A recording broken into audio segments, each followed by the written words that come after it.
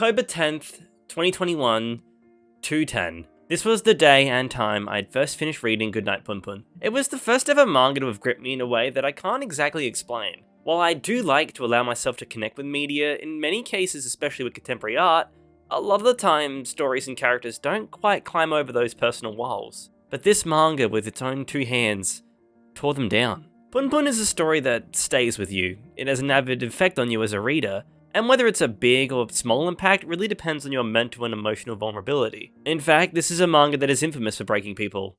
Hence why a bit over a year later, I'm here, talking about it in a video. While I'm sure you may have heard the name or at least seen this image around the internet, despite being a manga that is well pronounced by the internet as one of the bigger, underground manga, it's surprisingly not well known to more modern audiences.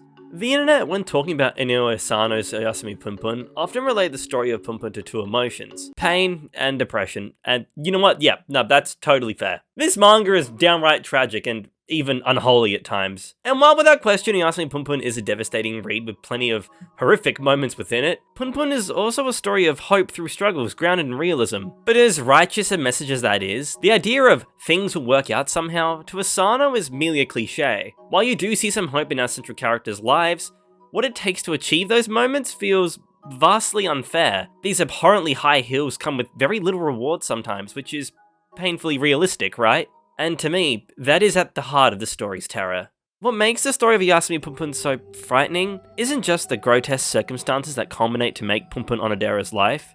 It isn't even the horrific visuals and intense dialogue sprinkled throughout the narrative.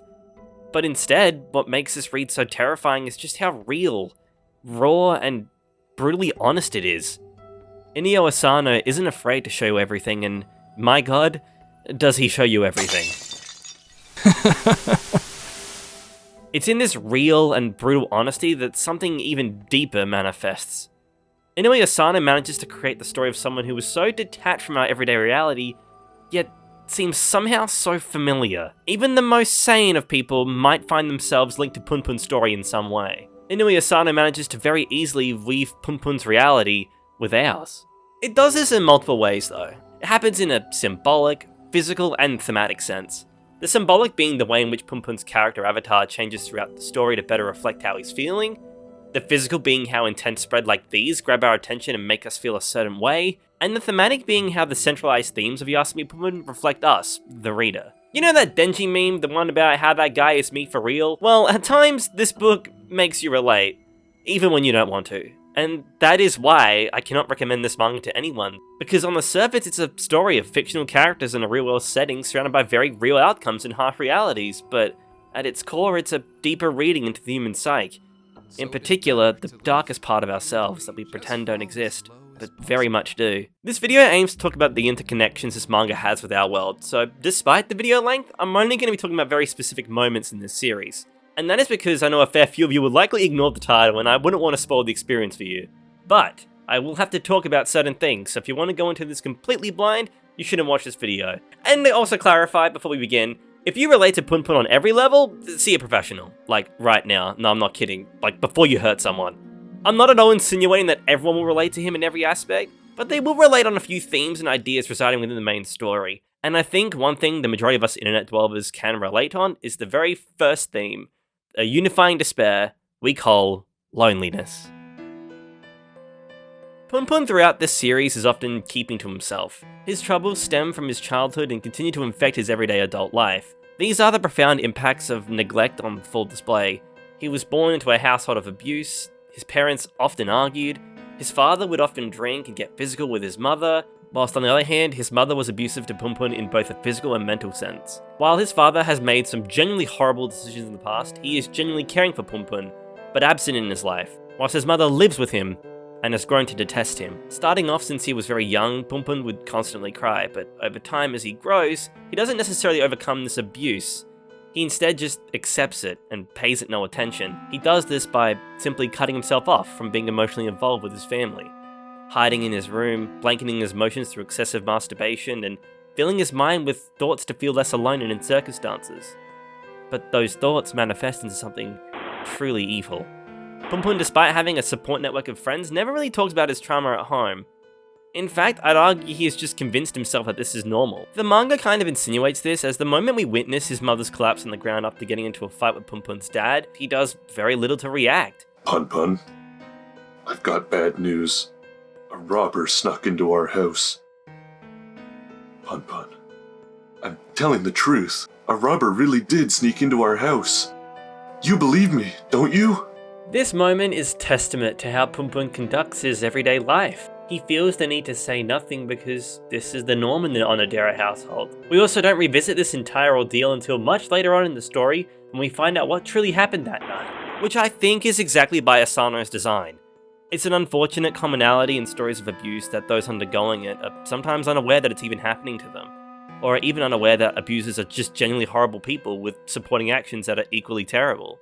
Punpun knows there wasn't a robber that night, and that his mother and father had a scuffle of some kind that led to a hospitalization.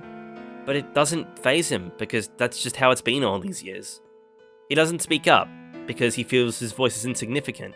A painful and honestly super relatable example of this is when Punpun is at school, and he overhears some children spreading some false rumors about the girl he likes, but rather than standing up to confront the bullies, he just sits there and nervously laughs to himself. He wants to speak up, but his confidence limits him, because creating waves just doesn't suit him. And while on the outside looking in, that's pretty lame behaviour, I can't deny that as a teenager, there were moments where certain friends would badmouth another, and while I didn't agree with the statements being made, I was too afraid of speaking up. I too was afraid of being an instigator who causes tension in a group. While I'm no longer that person, that memory still haunts me. Because like Punpun, I was little. I was weak. I just wanted to sit down on that couch and sink into it and pretend like that conversation never happened. The unfortunate truth of trauma is that it contributes to your development even into adulthood. It doesn't just disappear, and Punpun's character is a shining example of this. There is a particular moment that still strikes a chord within me within this series. A few years pass and Mama Odera returns from her time in hospital and sees Punpun once again after a truly long time. Because of this family's discourse, however, during her time being hospitalized, Punpun never really visited her. When they reunite, Punpun doesn't show any signs of happiness, nor does he show signs of grief. Why are you looking at me like that? Stop! Stop looking at me like that! Punpun has cut himself off from emotional bonds with his family. The only real support network he has in his early life is Uncle Yuichi, and the only reason they connect is because deep down, they are both reflections of each other. Uncle Yuichi's impact on Punpun is so strong that he actually taught Punpun a prayer. This prayer is supposed to summon God. Whenever Punpun is lost and is in need of guidance or merely needs someone to talk to, he would chant the words, dear God, tinkle tinkle hoy. And in a flash, his depiction of God will suddenly appear to him. Wow, Punpun, you sure are one nice kid. Almost to the point that it makes me want to throw up. Now, it's obvious that this isn't actually God, but instead a deeper reflection into Punpun's emotional trauma. God is a character that is used to segue ourselves into Punpun's deepest and darkest thoughts. Their dynamic is incredibly unique. Any time Punpun shows any kind of positive personal development, God makes him question himself. God loves to mock Punpun for any kind of progress towards social cohesion, and encourages him to do incredibly awful things that supposedly Punpun's benefit. He also fills Punpun's mind with negative and unwanted thoughts, and this is that line that I mentioned when talking about seeping into our reality. I'm going to ask you some questions, and prepare yourselves because they aren't exactly easy questions to answer. Are you ready? Alright, here goes. Have you ever thought, just once, about what the world would be like without you in it? Have you ever once pictured the city you live in being crushed by a giant monster? Perhaps you secretly thought about a natural disaster happening at your work so you could get off there early. Or getting hit by a bus on the way in. Have you ever once thought about destroying everything around you? Was there an intrusive thought about making love to someone you shouldn't? Have you ever had thoughts that don't feel like your own suddenly take hold of you? Have you ever felt like your own thoughts have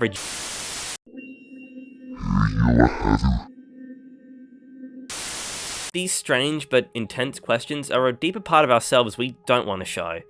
As someone who likes to believe they are perfectly sane and would never wish harm on those I care about or even random people for that matter, I can't deny that the possibility of some of these thoughts, despite not wanting them, have come to exist in my brain. There is a strange behaviour that happens in all of us where we have a suddenly very terrible, dark, or disgusting thought, and we immediately start thinking of things to blanket those thoughts.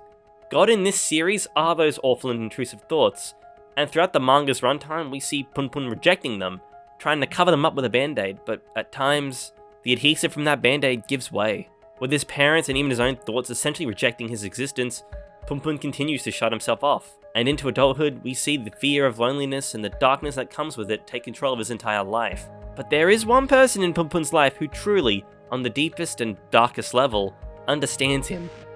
There is salvation in his life, and it takes form in the guise of... My name is Aiko Tanaka. I just moved here from Narima.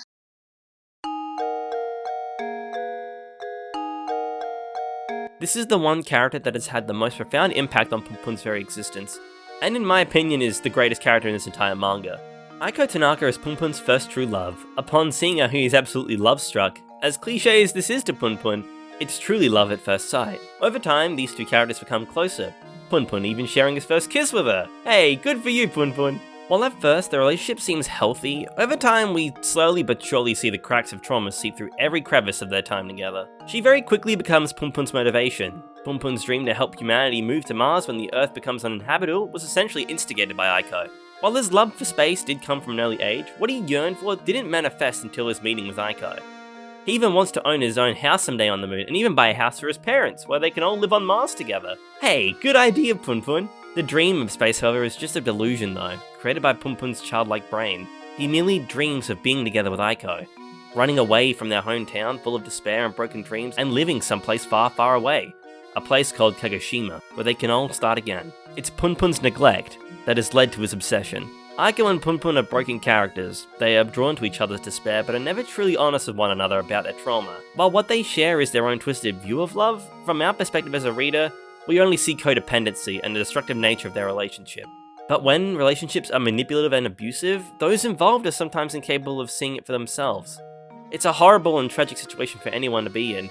There is one god-awful scene in this manga where Punpun's pessimism and yearning to control Aiko results in physical abuse. Onlookers can see that this is clearly a destructive and toxic relationship, but to both Punpun and Aiko, this is just another dispute in their relationship. The reason Punpun is so controlling is precisely because of his past with Aiko. Punpun and Aiko, when forming their relationship, promised one another that they wouldn't lie to each other. On a walk home from school, Punpun pretends to live close to Aiko, simply because he wants to walk her home. But when her mother, who is a con artist salesperson, rocks up at Punpun's house with Aiko as her assistant, Aiko learns that Punpun lied about where he lived. She never wanted anyone from school to know about her mother's business and her brief involvement in it. It appears that even at a young age, Aiko knew her mother was a con woman as well as abusive, but still supported her because that's her mother.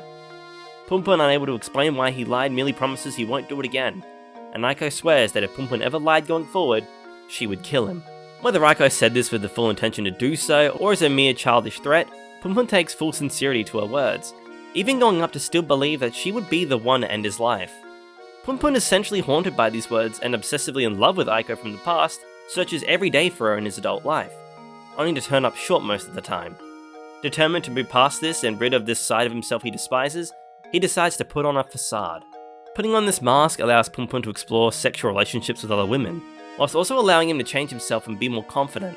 He also begins to go by another name, that name being the name of his neighbour, Takashi. His choice in fashion, his quips, the way he speaks, his posture, his smile, all a facade, all a giant lie to hide the ugly truth. Punpun Anodera is disgusting, but Takashi isn't. Moving forward, I say that very lightly, in his life he accompanies his current girlfriend at the station to receive her driver's license. She leaves for a second and Punpun boasts to himself about how easy it is just to pretend to be somebody else, blanking his true feelings and thoughts under a different guise. But it's when his girlfriend at the time leaves that Punpun's facade faces its biggest enemy. This is way too fucking easy. Oh. You're Punpun, right?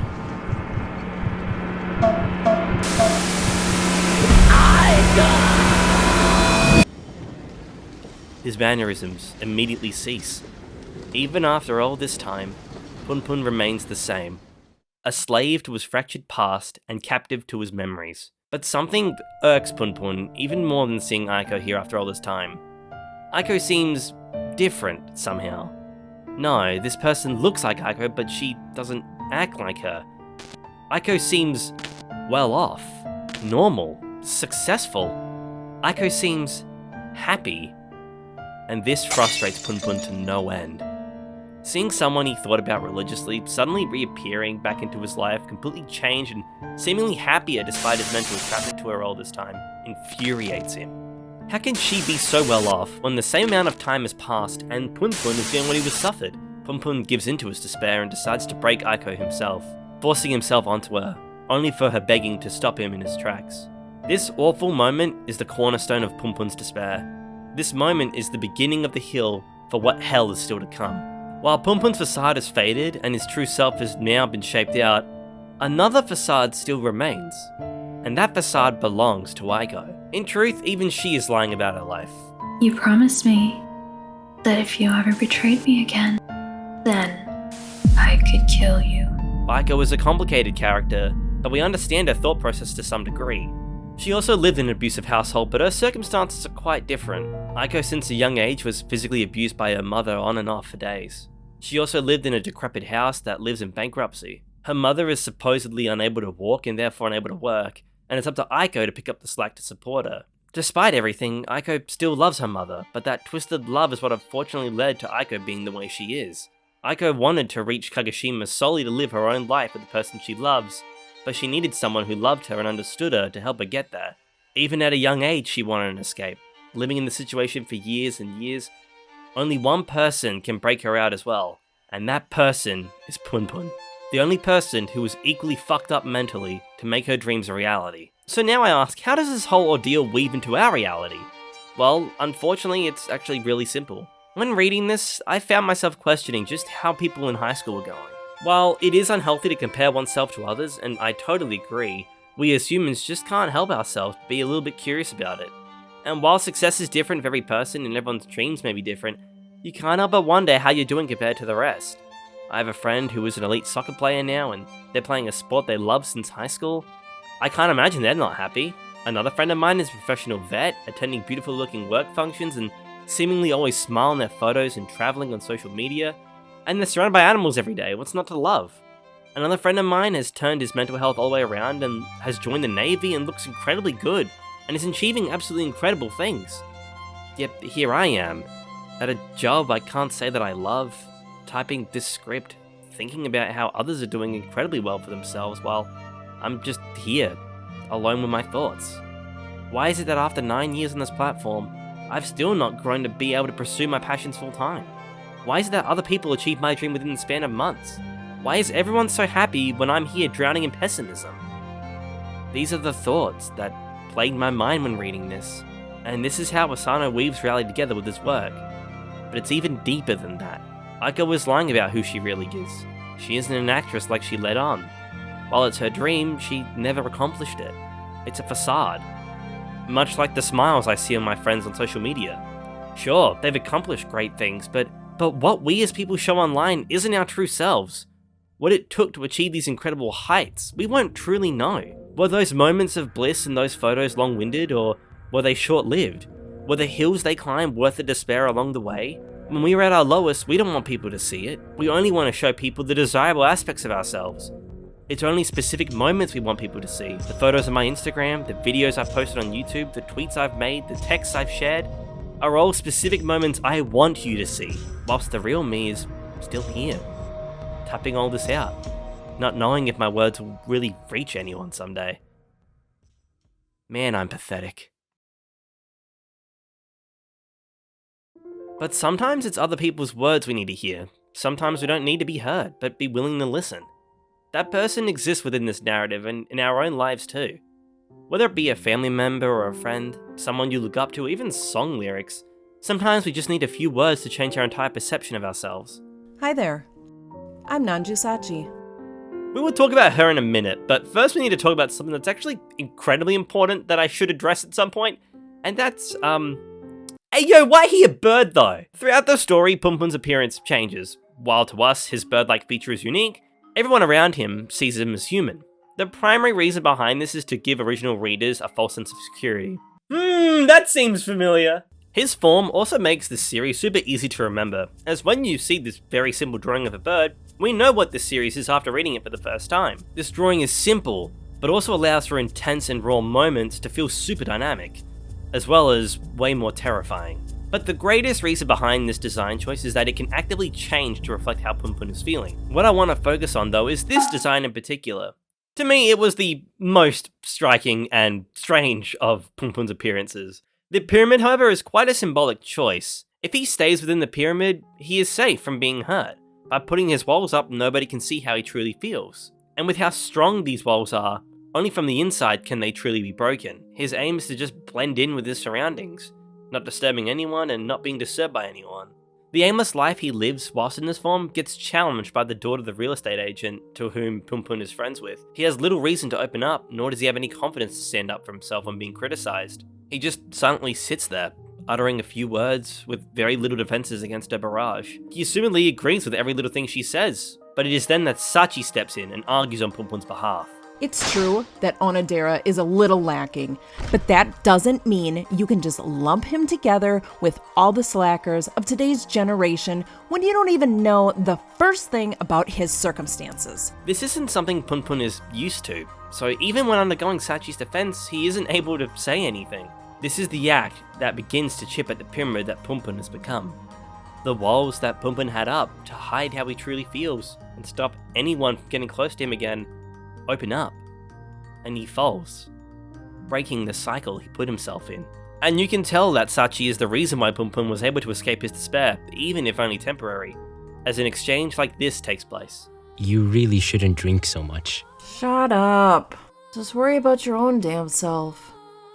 Sachi, I'll keep on trying harder. See ya, Punpun. To Punpun, the seemingly unmeaningful words "see ya," spoken by Sachi, were magical words that transformed the next day into a day worth living. Something as simple as affirmation to simply seeing someone again can mean so much to people. And Punpun, being someone who even his own thoughts rejected, finally feels accepted by someone. It's through people that we learn to accept ourselves. We don't just look in the mirror and say, "I love myself" every day, and then it magically happens. Despite how many self-love tutorials there are out there, it's never that simple. You can't just trick how you feel. You have to take time to nurture your own self-worth. And the best way to do that is through connection with other people. Knowing that we belong here, knowing that there are people who care about us, want to be around us, it's those feelings and thoughts that keep lonely people struggling like Punpun around. And that's an incredibly beautiful lesson, but it's also not always true. Validation and acceptance alone isn't always a cure, because during this time in Punpun's life, when things are going so smoothly, he still doesn't truly love nor feel like his true self.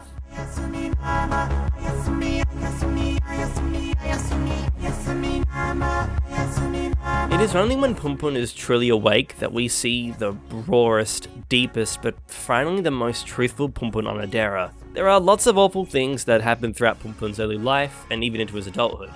The abuse he copped from his mother, the lack of a father figure which forced independence onto Punpun, the dysfunctional uncle who isn't the greatest role model and can't seem to fully support Punpun in the way he needed it, a tragic encounter with his emotionally unstable auntie, a seemingly feeling of rejection within Sachi's life due to the clouding of his own personal judgment, the only girl he truly loves returning out of thin air as if nothing happened. All these things occur, plus many more terrible things, both in and out of Punpun's control. But during these instances, Punpun did what Punpun does best. He stayed silent. He stayed asleep. But eventually, he is completely pushed to the brink by certain circumstances. Witnessing something truly terrible, acting on impulse and pent-up emotions, Punpun finally awakens.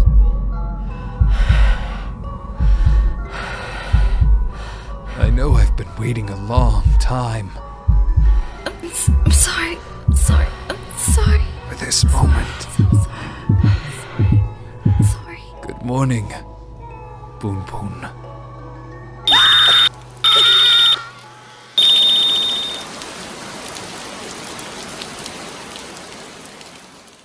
We all have a breaking point. It's impossible to ignore and put our trouble aside without them coming back at some point to haunt us. This very instance is evident of that. Punpun is the kind of character who has always blanketed how he truly feels, and it's God who plays as his deepest and rawest emotions. But he can't push those feelings away any longer. He can't keep sitting still and being quiet. It's in this moment he is forced to act. And from this moment onwards, he changes. I think a lot of people can relate to that. We sometimes don't want to confront certain people and or situations, but sometimes we simply have no choice, no matter the end result. I recall painful times in my past which caused a rift in my friendships, my relationships, and even my own personal growth because I was unable to make a decision, which inevitably was a decision in the end.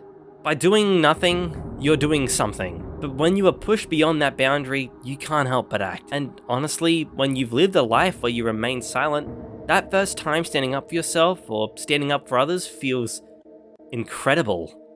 And that feeling almost takes complete hold of Punpun. Punpun has confronted the deepest and darkest parts of himself, and now he's truly awakened. But this comes with a hefty cost. The person he cares about the absolute most cannot seem to see him the same way anymore. The connection between Aiko and him is different. Both of them seem the closest they've ever been, whilst also the furthest apart from one another. While damaged people can relate in their despair, they're now struggling to find balance. Their emotions are impulsive as ever, dreaming of a future together, whilst also constantly on the edge of whether they should kill one another, or even themselves. Talking about finally going to Kagoshima now that they're adults and living together, whilst also breaking each other down and tearing each other apart. Their relationship isn't as simple as codependency.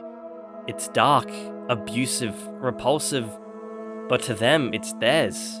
This is the price Punpun pays in order to reach his own sick and twisted self-actualization. It's not where we had hoped our protagonist would end up, but this isn't a story about moving past trauma.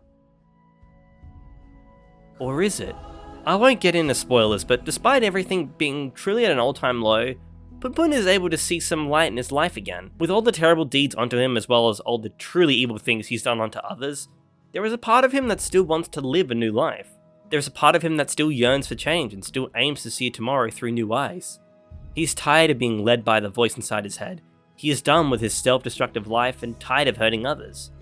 He takes what life gives him and sees a way out of his despair. So what is it that life has to offer him? Well, it's someone's hand.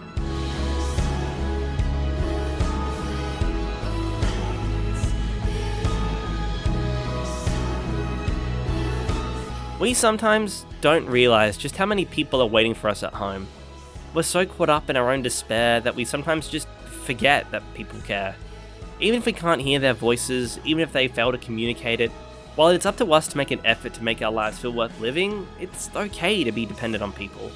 It's okay to feel worthless at times. It's okay to be honest with ourselves and even disgusted by ourselves sometimes. But above all else, it's okay to try, and it's even more okay to fail. It's cliche, I know, but that's life, isn't it? It's a story that, while a lot of us can't exactly put ourselves in the protagonist's shoes, I feel like a lot of us can relate to its core themes. Life isn't remotely fair at all, but you aren't the only one who feels that way. So wake up tomorrow morning and seek what the day has to offer you with your own eyes. Until morning comes, good night, Punpun.